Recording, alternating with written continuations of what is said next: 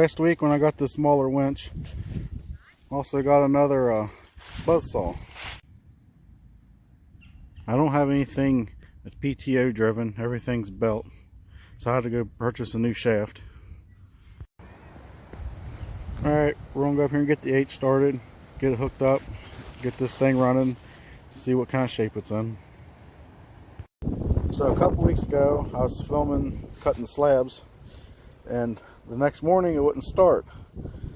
So I came down here, test out my positive terminal. There's no power coming from the switch, so I hot wired it. I had power, but it's throwing a lot of sparks, which I thought was odd. So then I came down here and checked the points, and it turns out the points actually broke.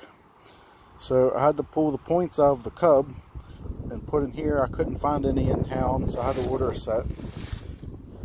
Then now it runs, but it's still running the way it was. I was hoping it was just them points making it run like that. So it's still hot wired. It did burn the ignition switch up, so luckily it's just a toggle switch. It's not the original switch. So I got new wires, plugs, cap, rotor, points. This coil is actually off of the cub too. I swapped the coils just in case something else is wrong with it, but that's not any of a problem because I know it runs just fine on the cub. So this will be something we'll be getting to here in the future. And I know the carburetor needs rebuilt. It leaks gas after you shut it off, so that'll be something else I'll be getting into. Another thing I found with it is the intake gasket's leaking. And if you look up under here, you can see where it looks like someone put RTV right here. So I mean, you can RTV around your intake ports. I don't like to, just in case, or to pull that into your valves and you got a valve now stuck open and dead cylinder. So I'm gonna get rid of all that, put a regular set of gaskets in there. I got an oil leak right here, so I'm gonna take all this off, but I have to anyway to get the carburetor off. So we'll put a new gasket in there. I'll probably just RTV seal that, since I don't have to worry about it getting pulled into the valves or nothing. So there's an upcoming project. Get this thing so it should run nice and smooth. Right now it labors a little bit. I tried adjusting the carburetor. It won't adjust. It just runs the same no matter what I do. So I'd say that gasket's leaking, and there at the bowl.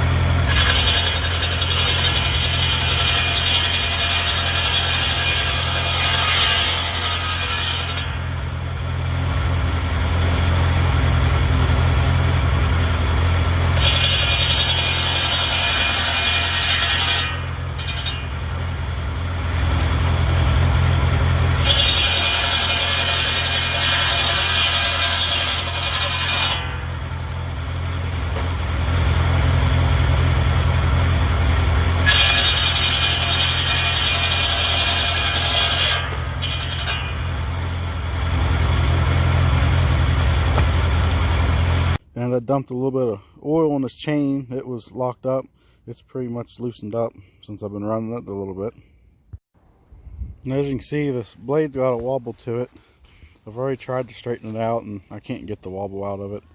So it's kind of hard to come across another blade the same size. So I don't know if I'll continue to leave this as a saw or not. This 90-degree drive box sounds alright. It's got oil in it. It doesn't get warm or nothing for a few minutes I've had it running. So I think we'll be alright with that. And this chain and drive and tensioner, it seems alright. I don't see this shaft up here don't look bent. So I think we might try to make something else out of it. I would like to have a PTO driven generator. Just try to get away from all these different small engines and everything. That way the tractor just runs everything and it gets ran year round, stuff sitting for gumming up with ethanol. Alright, so I got a bearing out over here. I could hear it making noise when I was cutting. That's probably just Babbitt bearings. Might be able to make a new set of them if I decide to leave it as a saw. It's a neat little piece for trading up to get it. So I don't know, I'll figure something out with it. If I can come across the new blade, then I'll probably have two of them, or I don't know yet. This one's just a lot easier to hook up and cut, where the other one you gotta try to keep the belt on and worrying about it jumping off. So we'll see what happens. But thanks for watching.